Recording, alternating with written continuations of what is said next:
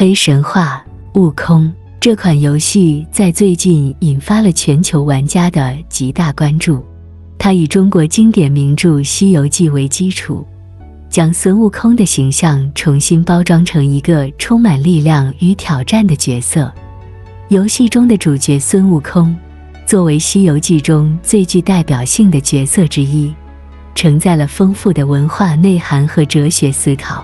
孙悟空的形象在佛教中具有多重象征意义，它不仅是力量与智慧的化身，也是修行与自我超越的典范。在佛教中，修行的核心在于内心的觉悟和对自我欲望的控制。孙悟空从一个桀骜不驯、追求自由的猴子，逐渐成长为一个有责任感、有使命感的天命人。这一过程正是对佛教修行理念的生动诠释。游戏通过对孙悟空角色的重新塑造，展现了他在面对内心挣扎时所做出的选择。这些选择不仅影响了他的命运，也反映了人类在追求真理与自我救赎过程中的普遍困境。从佛教的视角来看，黑神话悟空为我们带来了一些关于修行的启示。一、悟空的起源，众生皆具佛性。孙悟空的形象最早源于《西游记》，他是由一块吸收天地精华的仙石变成的灵猴，天赋异禀，具备惊人的力量和智慧。后来拜师学艺，掌握了无数法术，最终成为齐天大圣。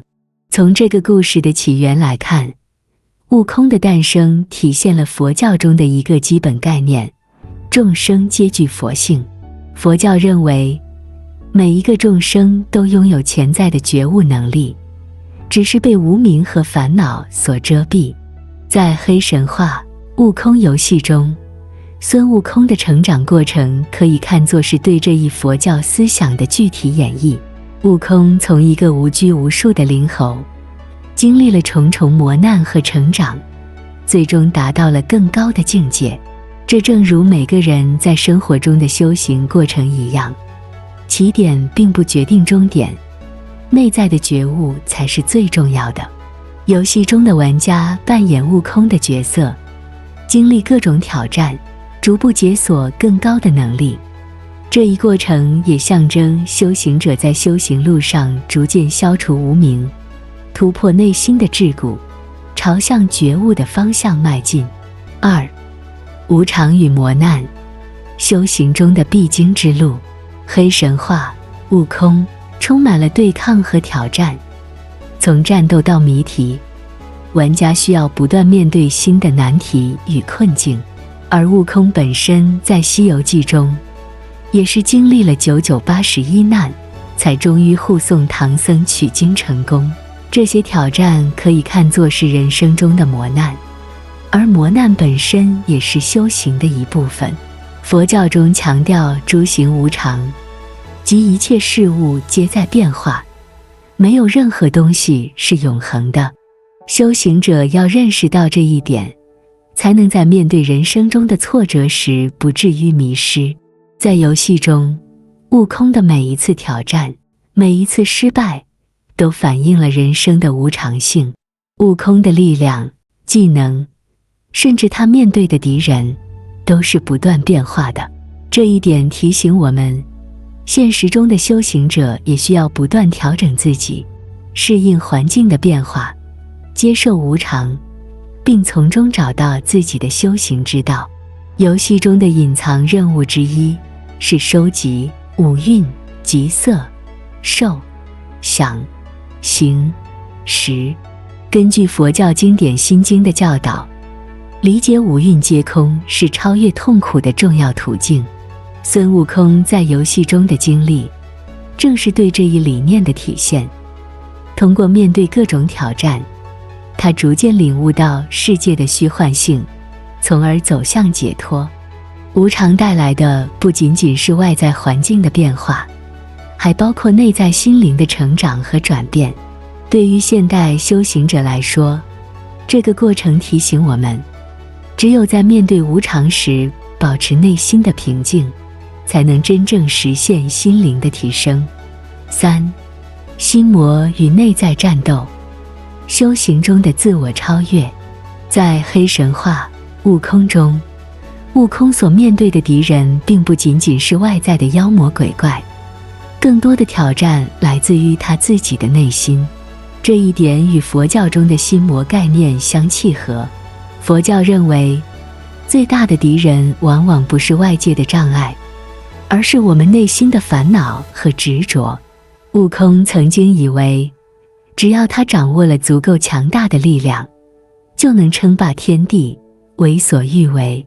然而，他最终被如来佛压在五行山下。这段经历让他认识到，真正的敌人并不是天庭和其他神仙，而是他内心的傲慢和贪欲。在游戏中，玩家扮演的悟空不断与各种怪物战斗，但这些外在的敌人只是内在心魔的映射。悟空必须超越自己，克服内心的执着和恐惧，才能实现真正的成长。游戏中的黑字不仅是对传统形象的颠覆，更是对人性深层次探索的体现。通过黑暗叙事，游戏揭示了每个人内心深处的复杂性和冲突。孙悟空在与各种妖魔鬼怪斗争的过程中，不仅是在战斗，更是在与自己的内心进行抗争。这种抗争让他逐渐成熟。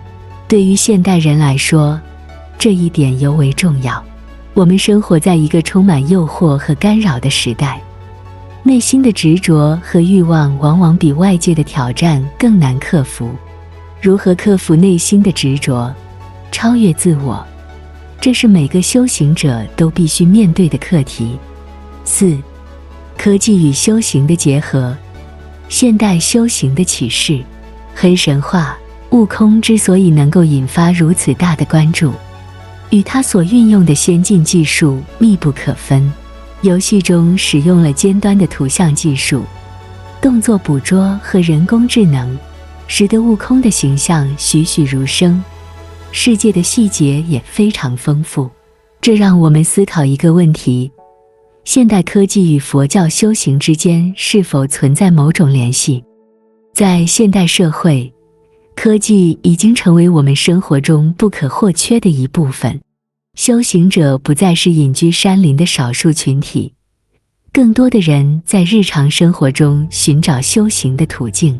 科技的进步使得我们能够更方便地接触到佛法知识，甚至使用应用程序进行冥想和自我反思。这些现代科技手段在某种程度上成为了辅助修行的工具。然而，科技也可能成为修行的障碍。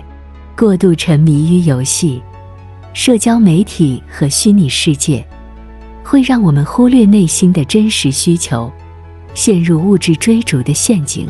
就像游戏中的悟空一样，科技赋予了他强大的外在力量，但这些力量并不能解决他内心的烦恼与迷惑。现代社会中的人们，在拥有了各种先进科技带来的便利与力量之后，依然面临深层次的精神困惑与焦虑。科技能够塑造虚拟世界，但它无法解决我们内心的烦恼与执着。